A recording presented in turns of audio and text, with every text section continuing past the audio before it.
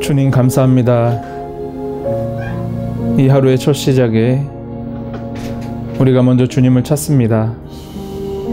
오늘의 우리의 하루가 시작될 때 우리의 마음과 생각을 예수님께로 집중하게 하시고 예수님 한 분만을 바라보며 오늘 시작하는 이 하루가 온전히 주님께 드려지는 하루가 되게 하여 주시옵소서.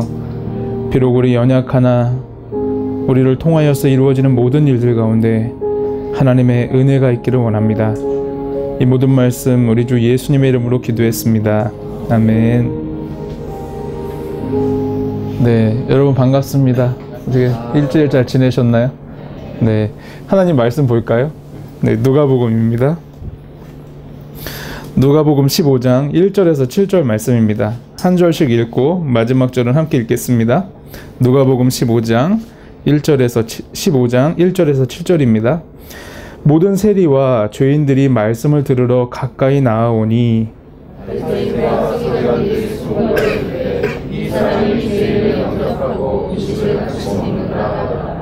예수께서 그들에게 이 비유로 이르시되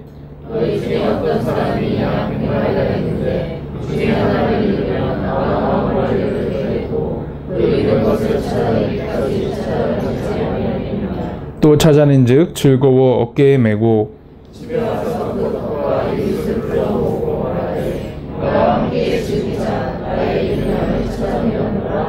함께 읽겠습니다. 내가 너희에게 이르노니 이와 같이 죄인 한 사람이 회개하면 하늘에서는 회개할 것이 없는 의인 99으로 말미암아 기뻐하는 것보다 더하리라. 아멘.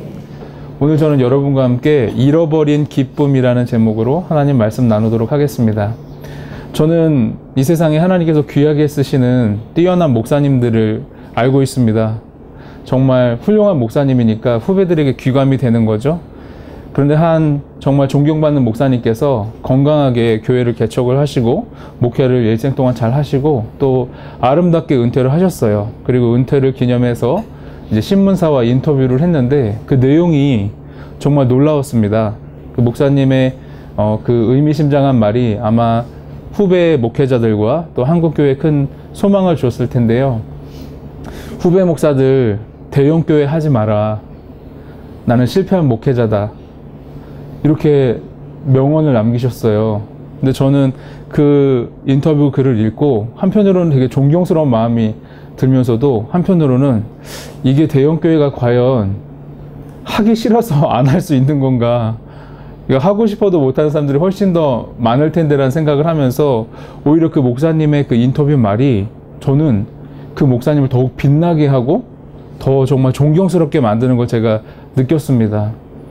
제가 정말 그런 훌륭한 목사님을 볼 때마다 본의 아니게 정말 존경스러우면서도 제가 한없이 작아지는 이유는 도저히 따라갈 수 없는, 도저히 정말 그 흉내낼 수 없는 그런 놀라운 정말 하나님이 쓰시는 것들을 보게 되기 때문이거든요.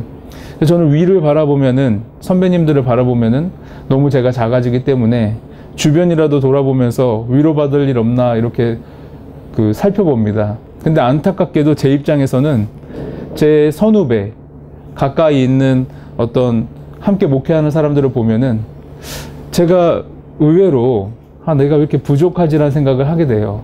나 빼고 정말 다 목회를 잘하고 있고 나는 이런 부분들 때문에 연약해서 참 부족한 게 많아서 힘겹게 어떻게든 해나가는데 주변에서는 굉장히 목회를 잘하고 나 빼고는 훌륭한 목사님들이 각자의 자리에서 하나님께 주신 일들을 감당하는 것처럼 보이는 거죠.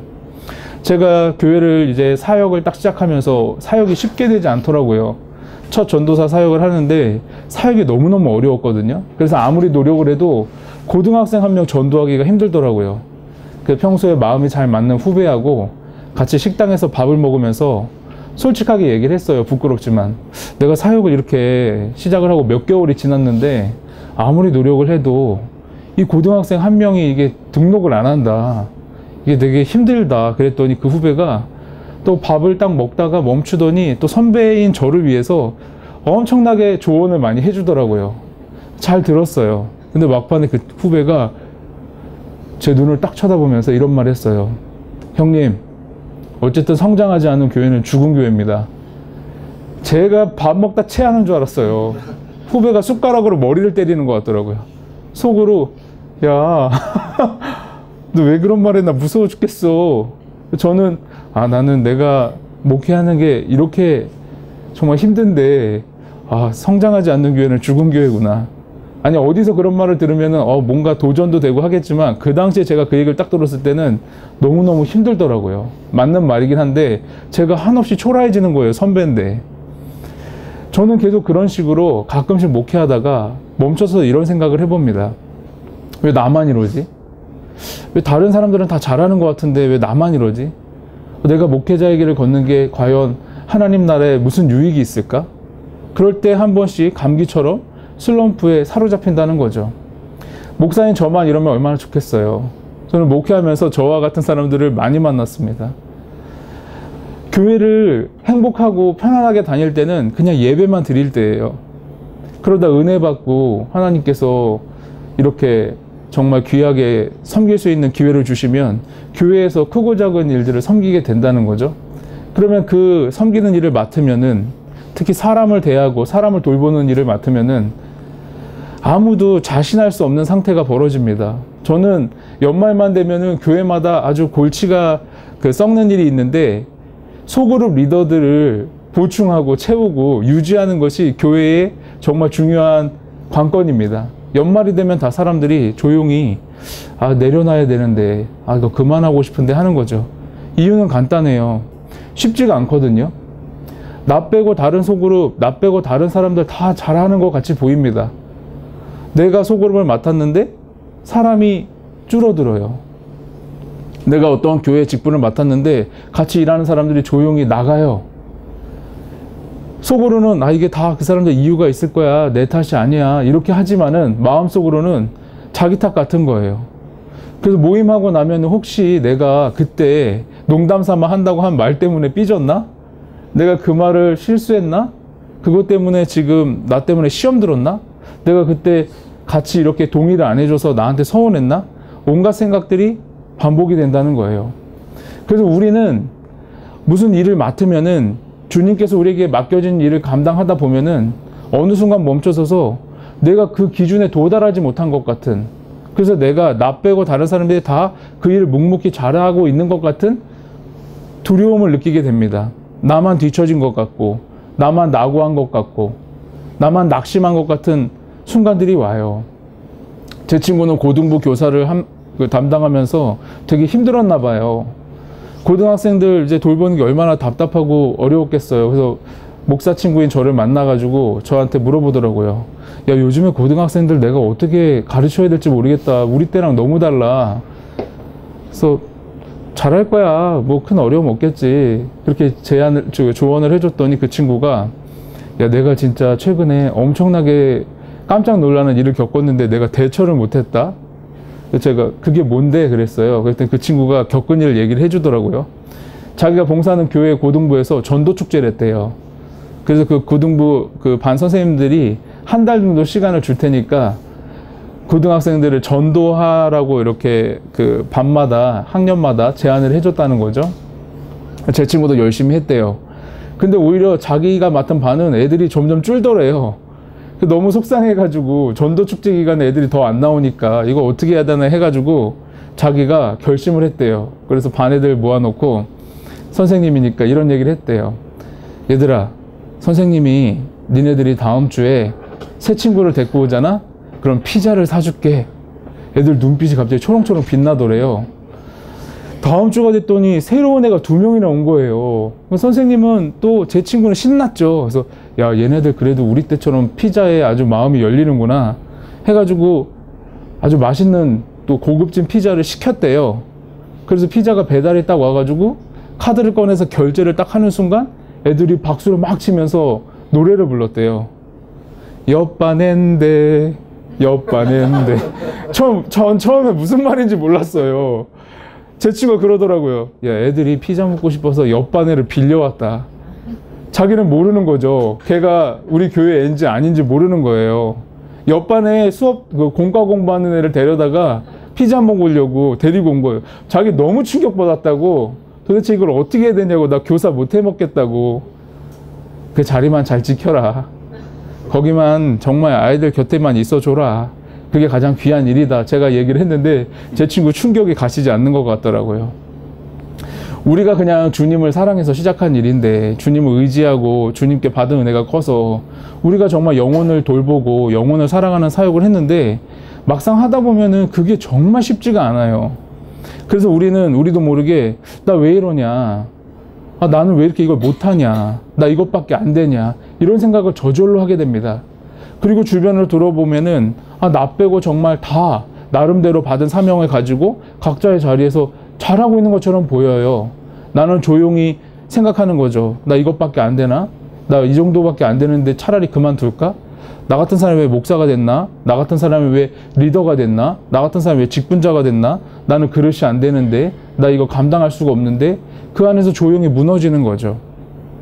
오늘 저는 여러분들하고 허심탄회하게 한번 대화를 해봤으면 좋겠습니다. 설교 시간이니까 대화는 불가능하지만 마음속으로 서로 교감하면서 내면에서 대화를 하면서 얘기해봤으면 좋겠어요. 하나님께서는 낙심한 사람, 낙오한 사람을 어떻게 바라보실까요? 정말 그 안에서 낙오했다, 나는 평균 이하다, 나는 수준 미달이다, 그래서 이거를 감당할 수 없는 사람이다, 난 이렇게 살 수 있는 그릇이 아니다, 이 일을 맡은 이 일을 감당할 수 없는 사람이다라고 생각하는 사람을 예수님 어떻게 바라보실까요? 우리는 상식적으로 말하겠죠? 예수님이 사랑하시죠, 예수님이 용납하시죠. 그러나 우리 일상생활에서 정말 그렇게 느낍니까? 정말 예수님께서 나를 이해해 주신다고 느낄까요? 예수님께서 나를 인정해 주신다고 느낍니까? 같은 직분을 맡았고 같은 사역을 하고 있는데 나만 이렇게 뒤처지고 나만 제대로 못하는 순간에 나는 과연 예수님이 나를 이해해 줄 거라고 믿습니까? 우리는 비난하거나 자책하거나 정죄하는 감정으로 우리를 몰아세운다는 것입니다. 우리는 허심탄회하게 정말로 내가 낙심했을 때, 정말로 내가 뒤처진다 느껴졌을 때, 내가 낙오한다고 느껴졌을 때 과연 그 순간 예수님은 우리를 어떻게 바라보실까? 이 문제를 말씀을 통해서 함께 해결해 봤으면 좋겠습니다. 내면에서 아무런 논리적인 관계도 없이, 정서적인 관계도 없이 그냥 정답말을 말하는 그런 우리 자신의 해결이 아니라 예수님께서 정말 내가 낙심했을 때, 낙오했을 때 나를 어떻게 바라보시는가를 오늘 말씀을 통해서 서로 공유하기를, 느껴나가기를 원합니다. 우리가 읽은 말씀은 너무 잘 아는 말씀이죠. 예수님께서 죄인들과 세리들이 예수님께 나와 말씀을 듣는 그 장면에서 예수님은 그들을 환영했고 그들과 함께 더불어 식사의 교제를 나누었습니다. 그런데 그것을 못마땅하게 여기는 사람들이 있었어요. 바리새인과 서기관들이라고 불리는 사람들이었습니다. 율법을 철저하게 지켰고 유대교에 뼛속 깊이 자신들의 삶을 헌신했던 사람들은 예수님이 율법을 가르치는 사람이고 예수님이 정말 하나님의 말씀을 가르치는 사람으로, 선생님으로, 지도자로, 선지자로 이렇게 저렇게 불리는 순간에 죄인들과 세리들과 함께 더불어 교제하고 식사를 나누는 것이 매우 불경스럽게 보였습니다. 그래서 바리새인들과 서기관은 그런 예수님을 조롱했어요. 그런 예수님을 비아냥거렸습니다. 그런 상황 속에서 예수님은 그들을 향해서 한 가지 비유를 들려주십니다. 그 비유를 통해서 바리새인들과 서기관들에게 알려주고 싶으셨던 것이 있으셨던 거죠. 예수님의 비유는 우리가 너무 잘 아는 말씀입니다. 100마리의 양떼를 키우던 목자가 어느 날 양을 세보니까 한 마리가 모자란 거예요. 그런데 너무 감사한 것은 이 목자가 큰 부자는 아니었던 겁니다. 한 300마리 정도 돼야지 당시 문화에서 돈 좀 있구나 싶은 거고, 100마리 정도 되면은 좀 영세한 목자구나, 좀 사업체가 그저 그렇구나라고 느껴질 정도의 재산 규모의 목자였던 거죠. 어쨌든 비유적인 표현이니까 작은 규모의 양떼를 치는 목자니까 순간적으로 한 마리가 빈 거를 안 겁니다. 그 비유 속에서 그 목자는 한 마리가 딱 비니까 99마리, 99마리의 양을 풀을 뜯어먹게 하는 그 양들을 그냥 지켜두고 그냥 내버려 두고 잃어버린 한 마리 양을 찾아서 정말로 사방팔방 헤매고 그 양 한 마리를 구하기 위해서 애를 씁니다. 정말 운이 좋았던 걸까요? 그 한 마리를 찾아냈어요. 그리고 그 한 마리를 찾아낸 순간 너무나 기뻤던 겁니다. 그래서 그 양 한 마리를 정말 끌어안고 사랑해주고 어깨에 짊어져서 다시 집으로 데리고 온 거예요. 그 기쁨이 너무 컸는지 그 기쁨 혼자 누리지 않고 동네 사람들을 초대했어요. 친구들과 이웃들을 초대해서 함께 그 자리에서 축하했습니다. 잔치를 연 겁니다. 양 한 마리 잃어버렸다가 되찾고 나서 동네 사람들, 친구들, 이웃을 초청해서 잔치를 열었던 거죠. 우리는 이 지점에서 한 가지 확인해 볼 것이 있는데, 목자라고 비유되는 이 인물이 양 한 마리를 찾아 나서서 그 양에게 꿀밤을 주지 않았던 겁니다. 그 양을 하찮게 여겼다면 그 양을 찾아 나서지 않을 거예요. 그 양을 소중히 여겼기 때문에 양 한 마리를 찾아서 사방팔방 헤맨 겁니다. 그리고 그 양을 찾자마자 북받쳐 오르는 가장 근원적인 목자의 감정은 사랑이었습니다. 기쁨이었어요. 목자는 여기서 그 기쁨을 이길 수가 없었던 겁니다. 기뻐하다라는 표현이 반복적으로 등장하고 있어요. 자, 우리가 주님께서 맡겨주신 일들, 주님의 일을 감당하는 그 과정 속에서 우리는 대열에서 이탈한 기분을 자주 느끼게 됩니다. 나만 대열에서 이탈해서 나만 이 정도고 다른 모든 사람들은 각자 삶을 영위하면서 자기 자리에서 나름대로 괜찮은 삶을 사는 것처럼 보입니다. 나만 혼자 뒤처져서 이것밖에 안 된다고 생각을 하면서 어찌 보면 발목이 꺾인 채로, 발목이 접질린 채로 일어나지 못하고 걷지도 못하고 뛰지도 못하는 지경에 놓였을 때 우리는 좌절하고 낙심한 거죠. 함께 했던 모든 사람들은 모두 정상적인 삶을 살고 있지만 나는 제외돼서 이렇게 낙심하고 절망적인 상황에서 낙오하지 않았나 좌절할 때 우리에게는 예수님이 함께 하셔서 우리를 찾아 나서신 예수님께서 우리를 바라보시며 비난하고 정죄하는 것이 아니라 우리의 그 모습을 바라보시면서 말할 수 없이 기뻐하신다는 겁니다. 내 존재를 찾아냈다는, 내 존재를 확인하는 이유 하나만으로도 예수님은 말할 수 없는 기쁨을 누리신다는 것입니다. 저는 여러분들이 어떻게 교회에서 어떤 모습으로 사역하는지 모릅니다. 여러분들에게 지금 이 귀한 공동체에서 맡겨진 일을 어떠한 마음으로 감당하시는지는 모릅니다. 나 잘하고 있다. 나 때문에 우리 목사님은 정말 복받은 거다. 나 때문에 우리 교회는 복받은 거다. 나 나 이만큼 잘할 수 없다. 내가 이 공동체에 와서 열심히 일해준 덕분에 이 공동체 이만큼 된 거다. 나 없으면 안 된다. 이런 생각하는 사람이 어디 있습니까? 가끔 있겠죠? 그냥 그렇구나 인정해 주시면 됩니다. 그러나 대부분의 사람들은 그렇지 않아요. 나 때문에 내가 조금만 더 잘하면, 내가 최선을 다하면 나로 인해서 다 이렇게 어려워진 거지. 내가 아니었다면, 더 좋은 사람이 맡았다면, 더 좋은 사람이 더 잘한다면, 그런 기타 등등의 가설을 세웁니다. 여러분, 그건 속임수입니다. 예수님은 우리가 낙심했을 때, 대열에서 이탈했을 때, 낙오했을 때 우리를 바라보시는 감정은 기쁨이에요. 어둠에 혼자 갇혀서 그 추위에 떨면서 이것밖에 안 된다고 자신을 비난하고 정죄하고 자책하는 순간에 예수님은 찾아오셔서 우리의 존재를 바라보시며 기뻐하십니다. 너무 사랑스러워하세요. 너무 좋아하세요. 그렇지만 여러분들은 이 말씀을 듣고 나서 약간의 반발심이 생길지 모릅니다. 성경에 그렇게 써 있지만은 나는 그런 감정 느끼기 좀 힘듭니다. 그리고 목사님, 아시다시피 이 본문은 목사님이 그렇게 설교한 대로 풀어나가기보다는 전도용 말씀이잖아요. 이른 양 찾기, 대각성 전도대회, 전도축제할 때 전용으로 쓰는 말씀인데 이렇게 지금 설교하시면 어떡합니까? 이거 전도할 때 남겨두고 그럴 때 써야 되는 좋은 말씀입니다. 그래서 밖에 나가서 전도하자, 사람들 불러오자라는 그런 취지의 말씀 아닙니까? 여러분 똑똑하십니다. 하지만 저도 신학교 나왔거든요. 저도 열심히 공부했거든요. 그 메시지는 부분적으로 함께 동의하고 그런 식으로도 우리가 풀어낼 수 있습니다. 그렇지만 저는 정말 그 잃은 양의 존재를 우리가 함께 살필 필요가 있는데, 우리가 읽은 15장 1절 말씀 보면은 예수님께서 말씀을 전하실 때에 모든 세리와 모든 죄인들이 말씀을 들으러 가까이 나아오니라는 표현이 있습니다. 그래서 모든이라는 표현은요, 과장된 문학적인 표현이에요.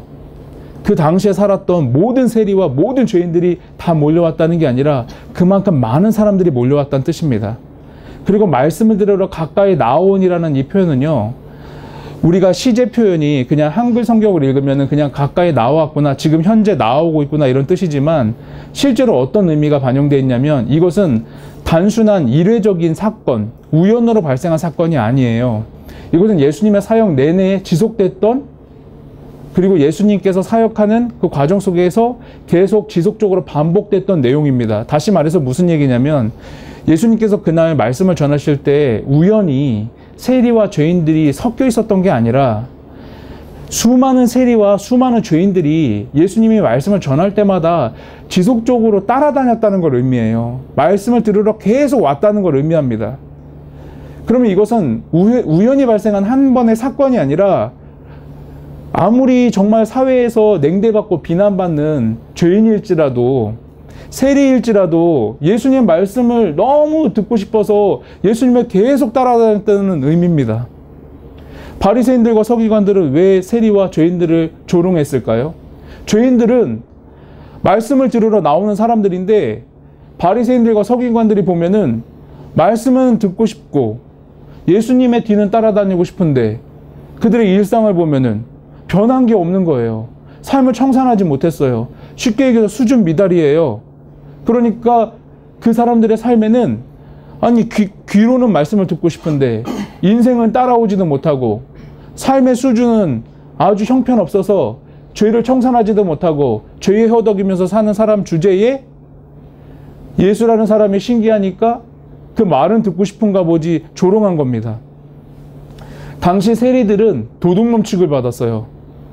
간에 붙었다, 쓸개 붙었다, 권력에 붙어서 다른 사람들을 등을 치면서 그 비합리적이고 아주 정말 셈을 할 수 없는 속임수를 써서 다른 사람들의 재산을 갈취한 겁니다. 거기에 동조한 사람들이니까 얼마나 비판을 받았겠어요. 도둑놈 취급을 받은 겁니다.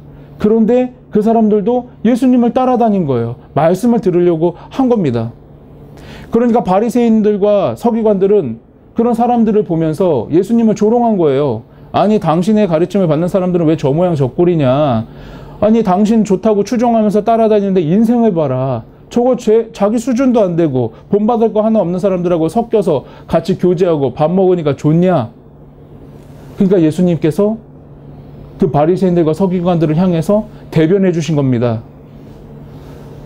얼마나 소중하냐, 얼마나 귀하냐, 내가 이 사람들 때문에 왔다, 얼마나 귀하냐, 얼마나 소중하냐, 이들이 내 곁에 있다는 게 얼마나 기쁜 일이냐, 나는 이 사람들 하나를 얻기 위해서 온 거다, 나 얘네들이 나를 정말 사랑해 주는 게 너무 좋다, 얘네들이 뭐 어때서 이러냐, 얘네들이 얼마나 소중한데 이러냐, 얘네 수준이 안 되지만 그게 무슨 상관이냐, 그래서 내가 온 거 아니냐, 내가 덮어주려고, 내가 사랑해 주려고 내가 찾아낸 거다, 얘네들 어렵게 찾아낸 거다, 나는 지금도 찾고 있다, 이런 사람들이면 나는 내 목숨을 건다, 나를 정말 죽이고 희생해서라도 나 이 한 사람을 난 구해내고 싶다, 그래서 내게 온 거다. 여러분, 이 비유적인 사건은 예수님께서 천국의 잔치를 예표하는 사건으로 누가복음에서 더 구체적으로 등장합니다. 천국은 잔치예요. 결국 잃어버린 한 사람을 예수님이 찾기 위해 오셨고, 그를 위해서, 그를 사랑하기 위해서 그에게 예수님의 목숨을 내어주신 겁니다. 우리는 이 과정 속에서 우리 자신이 예수님께서 정말로 우리의 부족함을 대변해 주는 하나님으로서의 예수님으로, 그리고 그 예수님께서 우리를 말할 수 없이 사랑해 주시고 비난과 정죄의 목소리를 통해서 우리를 지켜주시는, 어떠한 비난을 듣더라도, 어떠한 자책의 메시지가 우리에게 선포될지라도, 우리에게 어떠한 조롱이 우리의 귓가에 맴돌지라도 예수님은 우리를 대신해서 우리에게 사랑한다 말씀해 주시는 겁니다. 그 기쁨의 감정을 선물해 주시는 것이죠. 저는 우리가 여기서 중요한 적용점이 있다고 생각합니다. 우리가 일단 낙심할지라도 낙오할지라도 예수님이 사랑해 준다는 확신이 있다면 우리는 낙심한 사람으로서, 낙오한 사람으로서 예수님처럼 한 사람을 돌봐줄 수 있다는 것입니다. 우리는 예수님이 아니지만 예수님처럼 한 사람을 돌볼 수 있는 사람입니다. 예수님처럼 누군가를 사랑할 수 있는 존재인 거죠. 우리에게 맡겨진 일이 있어요. 목사인 저에게 맡겨진 일이 있습니다. 정말 주님을 위해서 희생하고 헌신한 여러분들에게 맡겨준 일이 있어요. 그러나 우리에게는 딜레마가 있는 겁니다. 나는 수준도 안 되는데, 내 역량도 안 되는데, 나는 내 인생도 추스리기 힘든데 내 주제에 무언가를 하고 있다는 것이죠. 그러나 여러분, 저는 수많은 성도들과 함께 사역하면서 아름다운 장면을 목격한 적이 있습니다. 어떤 한 성도님이 불의의 사고로 자녀를 잃었어요. 어떤 말로 위로가 안 되는 겁니다. 심지어는 자신의 너무나 큰 절망 속에 빠지니까 목사님들이 설교할 때 고난 속에서 의미를 발견하면 이라는 전제로 설교를 할 때마다 그 안에 자신도 모르는 절망감이 있는 거예요. 속으로 이런 말이 자기도 모르게 속삭여지는 거죠. 자식을 잃어봐라. 자식을 잃고 그런 말이 나오나. 나처럼 힘들면 저런 말도 못하지. 그러면서 점점 스스로를 숨기고, 그러나 몸은 의무감으로 예배를 드리고 있었던 거죠. 그러다가 어느 날 또 다른 유형으로 낙심한 누군가에게 위로를 받게 됩니다. 그 위로를 준 존재는 남들이 전해주지 않는 아주 고상하고 특별한 가르침을 줘서가 아니에요. 그 낙심한 사람에게 위로가 되는 낙심한 사람은 동일하게 자녀를 잃은 슬픔을 겪은 사람입니다. 자녀를 먼저 잃은 슬픔을 딛고서 간간히 자신을 주님과 함께 동행함으로써 자신의 슬픔을 돌보고 있는 사람의 존재만으로도 그 한 사람이 위로받았어요. 목사가 위로해 준 게 아닙니다. 탁월한 통찰의 말로 위로받은 게 아니에요. 함께 아파하는 존재로 말미암아 위로받은 것입니다. 낙심한 사람은 낙심한 사람이 그 마음 압니다. 낙오한 사람의 심정은 낙오한 사람이 알아요. 내가 하니까 잘 된다라는 사람하고 누가 대화하고 싶겠습니까? 내가 나서면 성공한다라는 전제를 갖고 있는 사람하고 누가 그 존재로 인해서 위로를 받겠어요? 그냥 절망한 사람은 절망한 사람의 심정을 아는 거고, 도태된 사람은 도태된 사람의 심정을 아는 겁니다. 그 가운데서 우리가 정말로 소중한 한 사람을 돌보는 아이러니가 있는 거죠.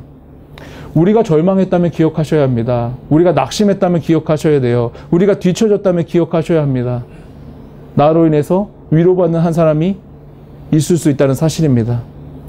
저는 제가 여러분들의 눈에는 굉장히 무모한 결정을 내린 것처럼 보이고, 실제로 저 역시 무모한 삶을 살고 있다고 생각이 들지만은 저는 나름대로 타당한 이유가 있었어요. 제가 이렇게 교회 개척을 하지 않고 블로그를 운영하면서 첫 사역을 시작하고 지금까지 포기하지 않고 지속하는 저만의 이유가 있습니다. 저는 제 생각에는, 제 착각일지 모르지만 합리적인 사람이라고 저는 생각을 해요. 그러나 다른 사람이 볼 때는 굉장히 무모해 보이겠죠. 저만의 이유가 있습니다. 제가 목회를 하다 보니까 남들의 눈에는 평범하게 보일지 모르지만 제 눈에는 아주 특이하게 보인 게 있었어요. 교회마다 서로 시스템은 다르지만 대신방이라는 그 시스템이 있어요. 그 1년에 한 번은 대대적으로 목회자가 교인들을 신방합니다. 그럼 저는 그 대신방 열심히 하죠. 줄기차게 해왔어요. 근데 제가 대신방을 하는 과정 속에서 무언의 약속이 있다는 걸 알게 됐어요. 제 대신방 기간에는 짧으면 30분, 길면은 50분 정도 집집마다 신방을 하거든요. 그럼 저는 제 입장에서는 아침부터 저녁 늦게까지 해도 한 석 달, 넉 달을 열심히 해야지 제가 맡은 교구를 신방을 다 할 수 있어요. 근데 저는 제 입장에선 특이했던 게 방문을 해서 성경을 피고 뭐 기도하고 막 하고 뭐 간식 주고 막 먹으면 저는 막 하루에 커피를 수십 잔 마시는 거죠. 과일도 계속 먹고. 그래서 이렇게 몸이 이렇게 된 거예요. 제가 원한 게 아니라. 근데 놀라운 건 그렇게 대신방 안 하는데도 몸이 줄어들지 않으니 신비죠. 너무 놀랍습니다. 그런 과정 속에서 저는 이런 말을 하고 있는 것 같은 거예요. 그러니까 비유적으로 제가 표현하자면, 안녕하세요, 반갑습니다. 우리가 1년 만에 만났네요. 1년 동안 어떻게 지내셨습니까? 얘기해 보세요. 아, 그렇군요. 그럼 우리 1년 뒤에 다시 만나요. 근데 성도님들은 감사하대요. 저는 그 집 문을 나서면서 어떤 말을 던지든지 뒤통수에서는 어떤 말을 남기고 나오는 거냐면, 어쨌든 우리는 1년 뒤에 봅니다, 이러고 나오는 거예요. 그런데 제가 어느 날 여기에 스스로 의문을 제기했어요. 그러나 한 그 교회의 시스템 속에서 할 수 있는 일이 매우 적었겠죠? 근데 저는 제 시간을, 짜투리 시간을 빼가지고 제 마음속에 정말로 중요하다고 생각하는 일을 시작한 거예요. 그건 뭐였냐면은, 왜 목회자가 성도를 1년에 한 번만 만나? 나를 온전히 내어줄 수는 없을까? 해가지고 그냥 몇몇 사람들에게, 많은 사람이 아니어도 되니까 그냥 한 사람에게 나를 온전히 그 사람이 원하는 만큼 나를 볼 수 있게 해주자 하고 방법을 찾아봤어요. 많이는 못하지만 한 사람한테 만나서 이런 고민을 얘기했어요. 그래서 제가 일주일에 한 번씩 원하는 만큼 만나주겠다. 우리 한번 같이 이 가운데서 대화를 해보자. 그랬는데 세상에 한 번 만날 때, 두 번 만날 때, 세 번 만날 때 저는 하나님께서 저를 말할 수 없이 위로해 주시는 거예요. 저는 그 순간까지는 왜 내가 목회자로 불림을 받아가지고 나는 감당도 못하는데 나 왜 이것밖에 안 되지 했는데, 제가 한 영혼과 마주 앉아서 정말로 교회 사역 이외에 다른 이야기, 뭐 부수적인 어떤 행사 이야기 이외에 그 존재와 존재가 만나서 함께 대면하는 순간, 그것이 한 번으로 일회적으로 끝나는 게 아니라 지속성이 있다는 순간에 저는 착각을 한 겁니다. 아, 내가 바로 이것 때문에 이 세상에 보냄을 받은 건 아닐까? 나 같은 사람을 목회자로 부르신 게 바로 이런 이유가 아닐까? 여러분, 우리는 이런 사역을 하기 전에 엄청나게 계산기를 두드립니다. 아니, 목회자가 성도들을 공평하게 사랑해야지, 한 사람을 그렇게 돌봐주면 나머지 성도들이 질투하고 교회 분란이 일어나고 난리가 나지. 내가 소그룹 리더인데 10명을 맡았는데 10명을 똑같이 사랑해야지, 한 명만 그렇게 편애하고 사랑하고 돌봐주면 공동체가 난리가 나지, 질투하고 서로 싸우고 난리가 나지. 여러분, 예수님의 방법이었습니다. 99마리의 양을 버리신 게 아니에요. 99마리의 양은 일단은 풀을 잘 뜯고 있었습니다.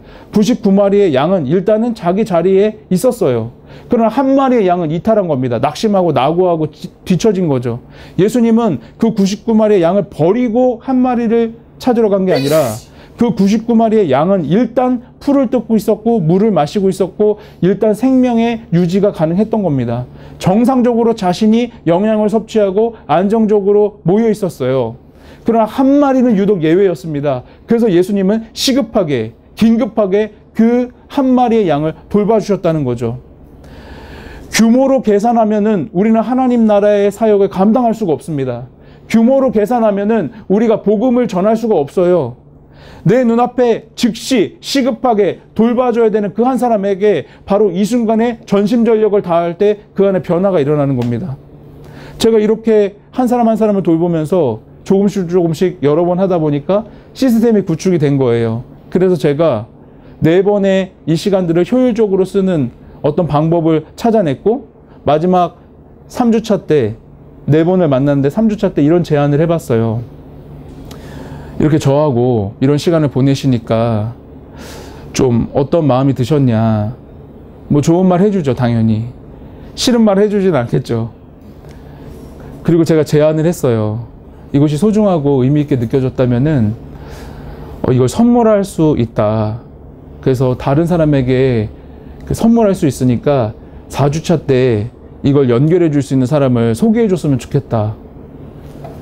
그게 꼬리에 꼬리를 물고 막 가더니 나중에는 생판 모르는 사람을 제가 하고 있어요. 그래서 제가 강남역 가가지고 생판 모르는 사람하고 복음도 없는 사람하고 이런 대화를 하고 있는 거예요. 그래서 제가 교보문고 가가지고 성경 사가지고 정말 목회를 12년 해도 늘 AS만 하고 고객 관리만 했었는데 신규 고객을 창출할 일이 없었는데 제가 이렇게 하다 보니까 다른 누군가에게 복음을 전하게 된 거예요. 저는 교보문고에서 성경을 포장하면서 혼자 울었어요. 어머나 세상에, 내가 고객 관리만 했었는데 신규 고객을 창출했다니. 그 과정을 글로 써서 그냥 김유비닷컴에 그냥 올렸어요. 아무도 보지 말라고 그냥 갇혀있는 사이트에 계속 올린 거죠. 그런데 그 홈페이지 안에서 동일한 일이 벌어지는 거예요. 저는 잊을 수 없는 게, 제가 바보 같은 결정을 한 아주 결정적인 사건이 있었는데요. 이메일이 한 통 왔어요. 그리고 이메일에 이렇게 써 있는 거죠. 목사님, 사실 저는 부활절에 계란 먹으러 교회를 가본 적이 있습니다. 그런데 교회를 나가지는 않았어요. 그런데 목사님의 글을 읽고 제가 가까운 교회 나가고 있습니다. 지금 목사님 덕분에 다시 교회를 나갈 수 있게 해서 너무 감사하네요. 제가 너무 감사하잖아요. 그래서 제가 이메일로 감사의 인사를 드리고 싶다. 한번 제가 감사 인사를 드리고 싶으니까 방법을 알려달라. 그래서 제가 짧게 통화를 했어요. 그리고 그 안에서 제가 너무나 많은 위로를 받았고, 그런데 통화하면서 그 안에 정말로 답답하고 어려운 일들이 있다는 걸 알게 됐고, 그 자리에서 전화로 제가 상담을 하게 된 거예요. 그리고 시간이 좀 흘렀어요. 이메일이 한 통이 또 왔어요. 이번에 그분에게 온 이메일은 뭐였냐면 케이크 온 거예요. 사진으로. 못 먹어. 그죠? 그래서 왜 사진을 보냈을까? 요즘 이렇게 좋은 카톡 선물도 있는데 자기가 먹는 케이크를 찍어서 보냈으니까 초가 딱 하나가 꽂혀 있더라고요. 제가 그래서 이게 뭐야 하고 밑에 글을 쫙 읽어봤는데 긴 글이 왔어요. 근데 그 밑에 이런 글로, 저는 그분의 얼굴도 모르고 그분의 성함도 몰라요. 근데 그분의 그 이메일 한 통이 저에게 바보 같은 결정을 내리게 하는 결정적인 사건이 된 거예요. 그 밑에 보니까, 목사님, 사실 저는 남편이 잘못된 실수를 했어요. 그래서 우리는 별거 중이었어요. 그런데 제가 목사님의 글을 읽고 그 글을 남편에게 보내주고 목사님의 이야기를 듣고 남편과 대화를 하게 되었어요. 너무나 감사하게도 남편이 다시 돌아왔고, 우리 지금 다시 신혼 1주년이라고 생각하고 함께 잘해보자고 이 케이크의 초를 밝혔어요. 저는 울보가 아니에요. 막 혼자서 막 울었어요. 그게 무슨 제 잘난 글자 몇 개로 가능하겠어요? 통화 잠깐으로 되지 않죠. 저는 그 가운데 예수 그리스도가 그 귀한 한 영혼을 찾아갔다고 생각합니다.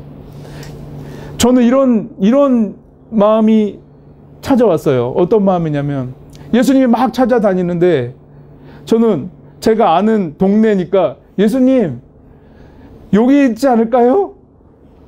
가보고, 예수님 여기 있지 않을까요? 그럼 예수님이 여기 있었네. 그리고 저 대신 그 영혼을 안아주시는 거예요.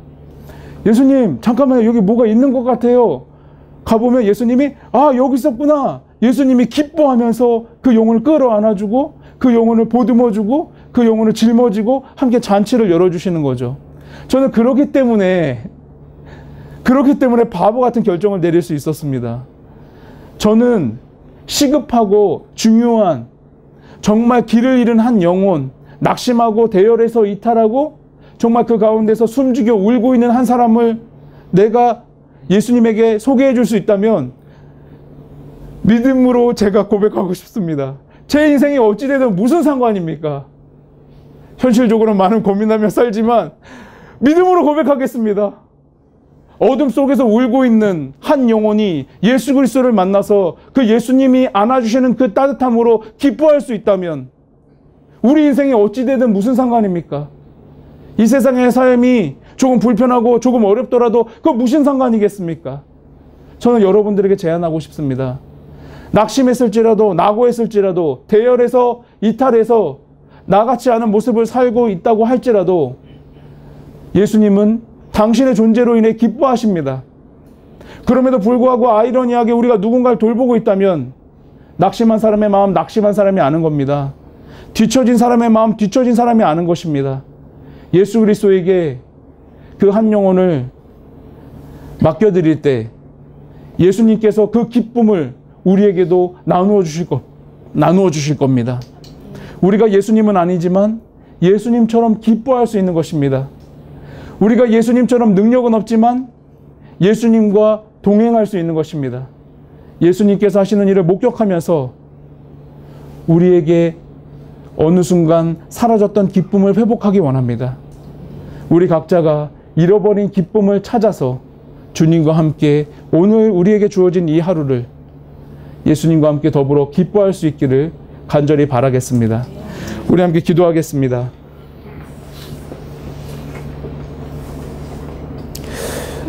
예수님, 우리는 고민합니다. 왜 나만 이럴까?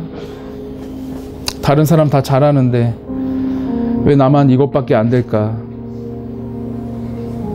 한다고 하는데 왜 이것밖에 못하지? 나 왜 이 수준밖에 안 되지?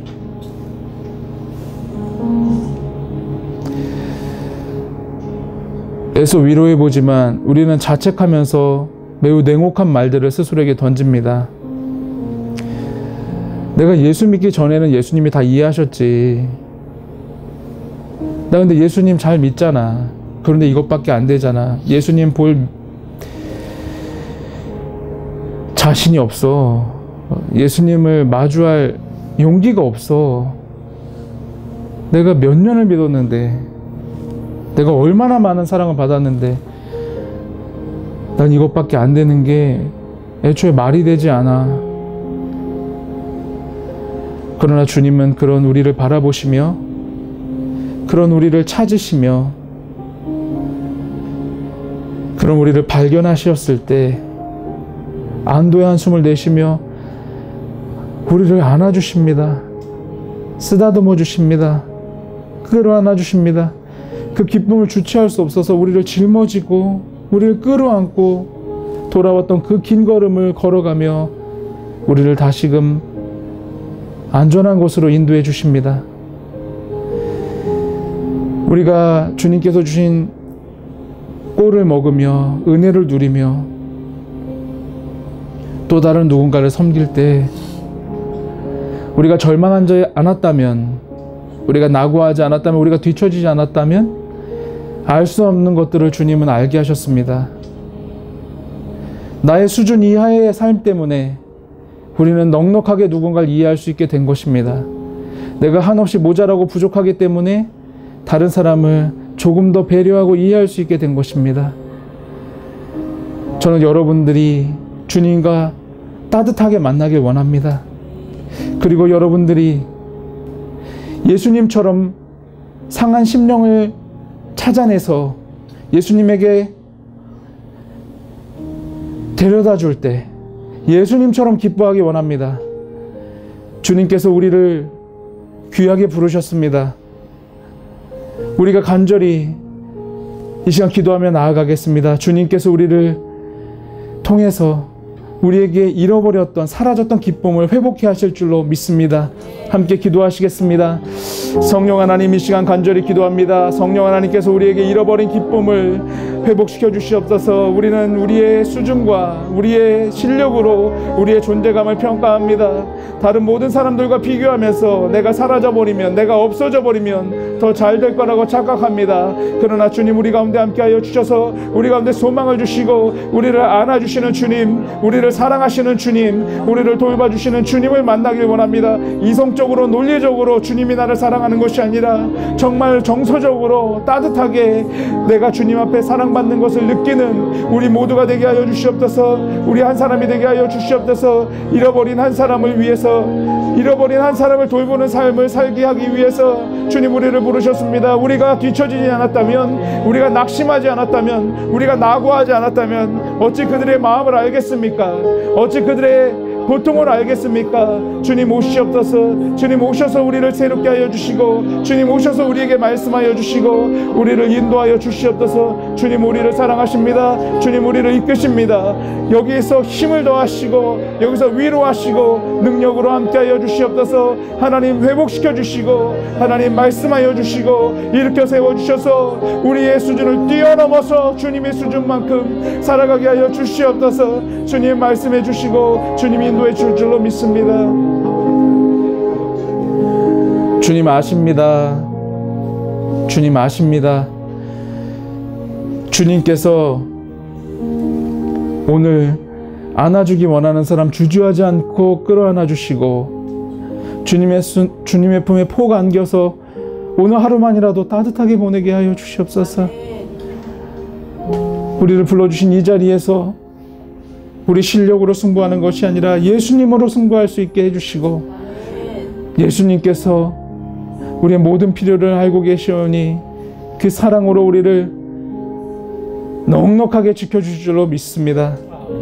이 공동체 귀한 공동체입니다. 여기서 만들어진 한 권 한 권의 책이 절벽에 다리가 끼어서 움찔하지 못하는 귀한 사람에게 찾아가서 주님이 찾고자 하는 그 한 사람에게 전달되어서 그가 주님으로 평안하고 주님으로 회복될 수 있도록 이 귀한 공동체 사용하여 주시옵소서. 이곳에서 퍼져나가는, 인터넷을 통해서 여러 경로를 통해서 퍼져나가는 복음의 메시지들이 골방에 갇혀서 절망하는 영혼들에게 찾아가서 그들을 주님께로 인도해내고 주님으로 기뻐할 수 있는 그 위대한 사역이 주님의 섭리 가운데 일어날 수 있도록 공동체를 사용하여 주시옵소서. 모든 필요를 아시오니 주님이 채워주시고 능력으로 인도하여 주셔서 하나님의 선하고 아름다운 일들이 멈추지 않고 이루어질 수 있도록 주여 역사하여 주시옵소서. 이 모든 말씀을 우리 주 예수님의 이름으로 기도했습니다. 아멘.